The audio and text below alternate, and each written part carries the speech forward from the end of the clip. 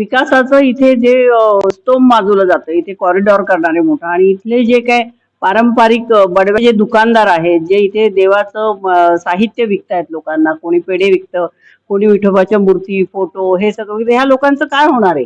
याचा विचार ह्या विकासामध्ये केला गेला पाहिजे, कारण ती त्यांची रोजीरोटी आहे. त्या बडव्यांचं वरती जो अन्याय झालाय तो सुद्धा शासनाने दूर केला पाहिजे. मला मुख्यमंत्र्यांना विनंती करायची आहे की इथे जे 200-250 बडवे आहेत त्यांची काही मागणी आहे की त्यांच्यावरती कसा अन्याय झालाय तो किमान त्यांनी समजून घेतला पाहिजे आणि त्यांना न्याय देण्याचा प्रयत्न केला पाहिजे.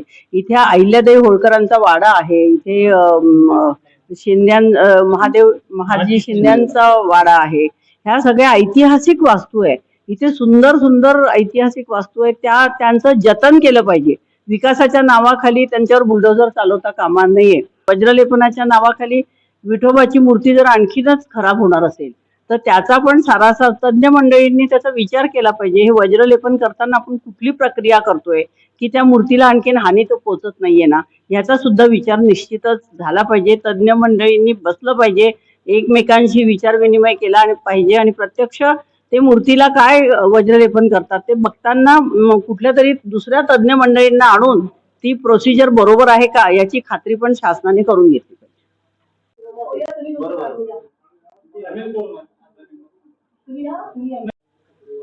नमस्कार, आपण पाहत आहात व्हीपी न्यूज. सध्या पंढरपूरमध्ये राष्ट्रवादी काँग्रेस पार्टीच्या माजी आमदार आणि आता सध्या प्रवक्ता आहेत त्या राष्ट्रवादी शरद पवार गटाच्या.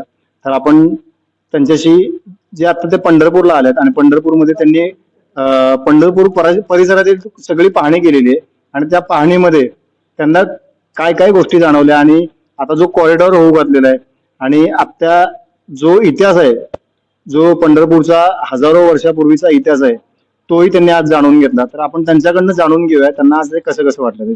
तर तुम्ही आता पंढरपूरला आलात, तर पंढरपूरमध्ये तुम्ही काही गोष्टी आज बघितल्यात, पुरातन वस्तू बघितल्यात, तर त्याबद्दल तुमचं मत काय? नाही, अनेक वेळा मी पंढरपूरला आलेले आहे, पण आज मी जे विठोबाचं एक ताकभात काय नैवेद्य ताकपीठ जे आहे तिथे पण विठोबांची तशीच मूर्ती आहे, तिथे पण मी जाऊन आले, प्रत्यक्ष आरती आणि दर्शन बघितलं आणि मनाला खूप समाधान वाटलं. म्हणजे विठोबा प्रतिरूप विठोबाचं आहे. जिथे प्रत्यक्ष विठोबा ताक आणि हे घ्या ताकपीठ खायला आले होते आणि प्रत्यक्ष तिथे पूर्वी काय घडलं होतं हे सगळं मी स्वतःच्या डोळ्यांनी बघितलं. इथली ऐतिहासिक वास्तू, इथली मूर्ती, विठोबाची मूर्ती पूर्वी कर्नाटकात कशी नेली होती, तिथून ती पुन्हा कशी आणली, हे सगळं म्हणजे विठोबाला कर्नाटकात चैन पडेना. त्याला असं वाटलं की इथे त्याला सगळं मृदुंग, टाळ, भजन, विठोबाचं भजन हे ऐकू येईना. म्हणून विठोबाने सांगितलं की मला पुन्हा पंढरपुराला माझी स्थापना करा आणि पुन्हा विठोबा पंढरपुरात आले.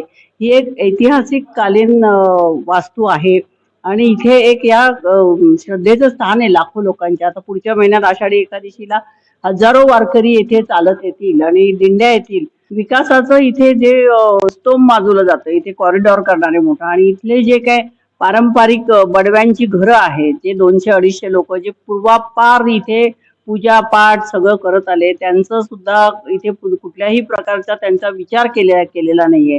इथे जे दुकानदार आहेत, जे इथे देवाचं साहित्य विकतायत लोकांना, कोणी पेढे विकतं, कोणी विठोबाच्या मूर्ती, फोटो हे सगळं विकतं. ह्या लोकांचं काय होणार आहे?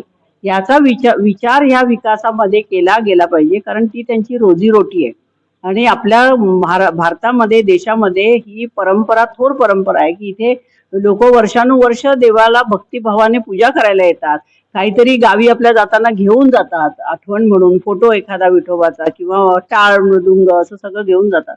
तर ह्या लोकांचा काहीतरी विचार व्हायला पाहिजे आणि इथल्या बडव्यांचं वरती जो अन्याय झालाय तो सुद्धा शासनाने दूर केला पाहिजे. मला मुख्यमंत्र्यांना विनंती करायची आहे की इथे जे 200-250 बडवे आहेत त्यांची काही मागणी आहे की त्यांच्यावरती कसा अन्याय झालाय तो किमान त्यांनी समजून घेतला पाहिजे आणि त्यांना न्याय देण्याचा प्रयत्न केला पाहिजे. इथे अहिल्यादेवी होळकरांचा वाडा आहे, इथे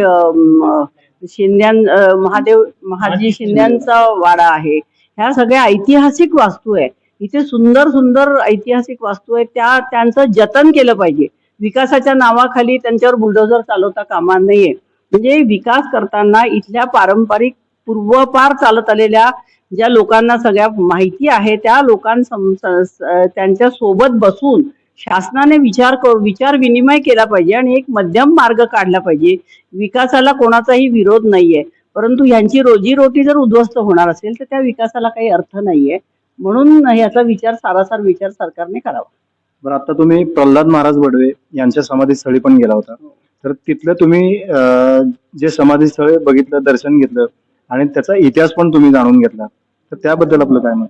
प्रल्हाद महाराज बडवे यांचा इतिहास फार जुना आहे, म्हणजे 1500-1600 शतकातला मला वाटतं आहे. त्यांनी प्रत्यक्ष देवाशी त्यांचं विठोबाच्या मंदिरातनं एक भुयारी मार्गातनं विठोबा तिथे यायचा आणि त्यांची भक्तिभावाने पूजा करून त्यांच्याशी गुजगोष्टी तो करायचा. आणि हे सगळं असताना त्यांची समाधी तिथे आहे. आता त्यांची समाधी पण कायम राहिली पाहिजे. इथे जे जे ऐतिहासिक महत्व आहे वास्तूंचं, त्या वास्तू तशाच्या तशा राहिला पाहिजे. त्याचं महत्व शासनाने समजून घेतलं पाहिजे. शासनाकडे वेळ नसेल तर आमच्यासारख्या काही लोकांना प्रतिनिधित्व देऊन आम्ही तुम्हाला खरी माहिती देतो आणि त्यांचा विचार इथे झाला पाहिजे, अशीच आमची मागणी. बडवे समाजातल्या काही युवकांना पण तुम्ही भेटलात, तर त्यांचे मत तुम्ही जाणून घेतले, ते त्यांचं नक्की तुमचं आणि त्यांचं बोलणं काय झालं? नाही, त्यांचं बोलणं असं झालं की आम्ही आता अक्षरशः म्हणजे रोजीरोटीसाठी इथे काहीतरी छोटी दुकानं टाकले. कोणी प्रसाद विकतोय, कोणी काय जपमाळा विकतोय, कोणी काहीतरी म्हणजे रोजीरोटीसाठी त्यांना करायला लागतं. त्यांच्या घरातल्या महिलांची परिस्थिती इथं इतकी वाईट आहे की त्यांना स्वतःच्या घरातली कामं सुद्धा करायला लागतात. म्हणजे असे दिवस त्यांना ह्या पंढरपुराच्या नगरीमध्ये आपल्याला कधीतरी आपल्या वाट्याला येतील असं त्यांनी स्वप्नातही त्यांना वाटलं नव्हतं. तर शासनाने त्यांची एकदा बाजू समजून घेतली पाहिजे आणि त्यांना मदतीचा हात दिला पाहिजे. नुसत्या एका कुटुंबात विकासाला 1 कोटी तुम्ही रुपये दिले आणि 25-25 लाख जर प्रत्येक भावामध्ये वाटण्या झाल्या तर 25 लाखात आज काय येतंय? यांना कोणाला घरं तरी मिळणार आहेत का? तर त्यांच्यासाठी त्यांच्या बरोबर बसून त्यांचा व्यवस्थित विचार करून शासनाने त्यातनं काहीतरी मार्ग काढला पाहिजे आणि त्यांचं समाधान होईल अशी वागणूक शासनाची असली पाहिजे. शेवटचा प्रश्न, इथला इतिहास टिकला पाहिजे असं तुम्हाला वाटतं? निश्चितच इथला इतिहास टिकला पाहिजे. जे विठोबाच्या मूर्तीला वारंवार वज्रलेपन केलं जातं ते कशा प्रकारे केलं जातं? काहीतरी छोट्या छोट्या सुया ठोकल्या जातात, काहीतरी अशा प्रकारे केलं जातं. मला असं वाटतं ती मूर्ती आणि कमकुवत होईल.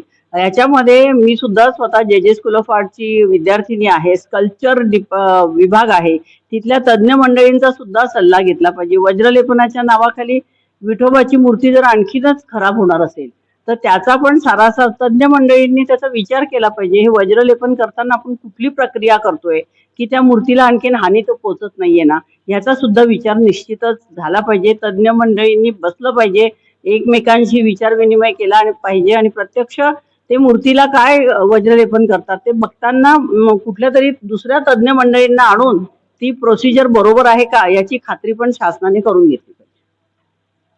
तर या होत्या विद्याताई चव्हाण, माजी आमदार आणि आता सध्याच्या राष्ट्रवादी शरद पवार गटांच्या प्रवक्त्या.